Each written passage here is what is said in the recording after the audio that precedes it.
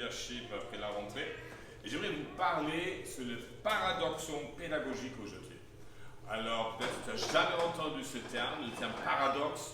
On sait bien qu'il y a un paradoxe, veut dire qu'il y a des choses qui semblent être bizarres, contradictoires, difficiles à comprendre. Pédagogique veut dire on apprend. Okay. Je vous donne l'exemple, par exemple, d'un paradoxon pédagogique. Noé a construit une arche, sans jamais savoir comment construire un bateau.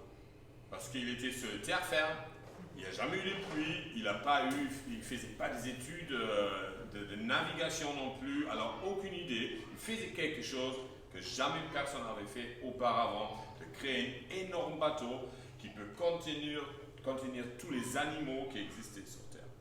Ou un autre paradoxon pédagogique, Moïse a structuré un peuple de plus qu'1 million de personnes. Lui qui a une certaine éducation, mais certainement jamais appris le management, qui a passé pendant 4 décennies en tant que berger dans un endroit désertique, pas évident. Lui, il a réussi de structurer un peuple de manière si efficace que lui-même, à la fin, il n'a pas brûlé. Lui-même, il ne s'est pas épuisé, aussi avec l'aide de son beau-père. Un autre paradoxe pédagogique. David a fait face à Goliath sans jamais avoir appris l'art de la guerre. D'accord? Ça veut dire, c'est quoi ce paradoxon pédagogique? Je vais certainement le répéter une deuxième fois après, mais paradoxon pédagogique, ça veut dire que tu dois faire ce que tu ne sais pas faire pour apprendre de le faire. Je répète, tu dois faire ce que tu ne sais pas faire pour apprendre de le faire. Dans le contexte chrétien, biblique, on appelle ça la foi. Et pourquoi je vous parle aujourd'hui de cela?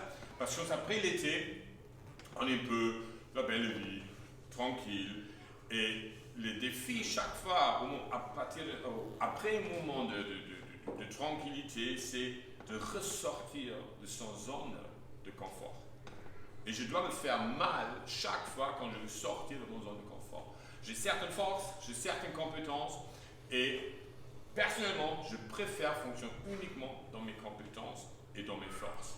Mais je sais, si je reste là-dedans, je ne vais pas fortement progresser. Okay. La Bible nous dit en Hébreux 11, verset 1, verset tellement connu. Or, la foi, c'est la ferme assurance des choses qu'on espère, la démonstration de ce qu'on ne voit pas. Alors, la première des questions qui est là-dessus, qu'est-ce que j'espère vraiment? Qu'est-ce que j'espère pour ma propre vie? Où je me vois demain?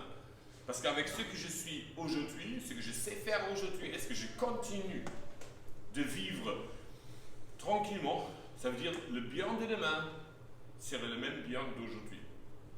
Toi qui es aujourd'hui, tu seras la même personne demain. Est-ce que tu le veux? Est-ce que c'est ça ton rêve? Ou est-ce que tu veux aller au-delà? Est-ce que tu veux pousser un paradoxon pédagogique parce que tu veux faire quelque chose que tu ne sais pas faire afin que tu apprennes de le faire? Si aujourd'hui tu es peut-être responsable d'un groupe de maisons, d'un EPP quartier, est-ce que tu peux imaginer, paradoxon pédagogique, de devenir responsable d'un district des EPP quartiers? Ça veut dire s'occuper de 5, de 6, de 7 leaders responsables des EPP quartiers. Si tu n'as jamais fait un projet, tu n'as jamais fait des activités missionnaires, tu n'as jamais te tourné vers ceux qui ne connaissent pas Jésus, est-ce que tu oses le faire, même si tu ne sais pas le faire, afin que tu apprennes à le faire? Ça s'appelle la foi. Et j'aimerais finir ce partage pour vous donner 4 facteurs qu'on a besoin pour oser faire ce pas dans la vie. Okay? Première, il faut que je rêve de voir au-delà de mon horizon. Aujourd'hui, quand tu regardes l'horizon de ta vie, où tu imagines jusqu'où tu peux aller, est-ce que tu rêves qu'est-ce qu'il y a derrière cette ligne horizontale au bout de ta vie? J'aime trop Christophe Colomb. On sait tous, c'est lui qui a traversé la mer Atlantique parce qu'il voulait prouver que la Terre est ronde. Qu'est-ce qu'il pensait de trouver de l'autre côté alors de cette mer? Il pensait qu'il va faire le tour autour du globe pour revenir où? En Europe. Rien d'autre.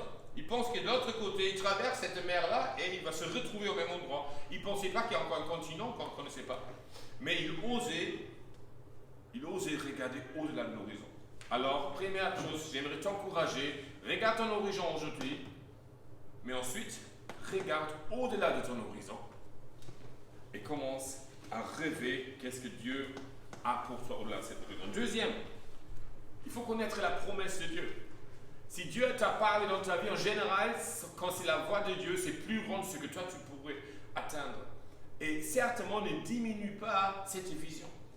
Quand Dieu a parlé à Abraham que sa succession sera plus nombreuse que les étoiles du ciel, lui, il pensait certainement pas avoir qu'un seul fils. Mais il regardait au-delà de l'horizon. Il va aller au-delà et de génération en génération, on a gardé cette vision.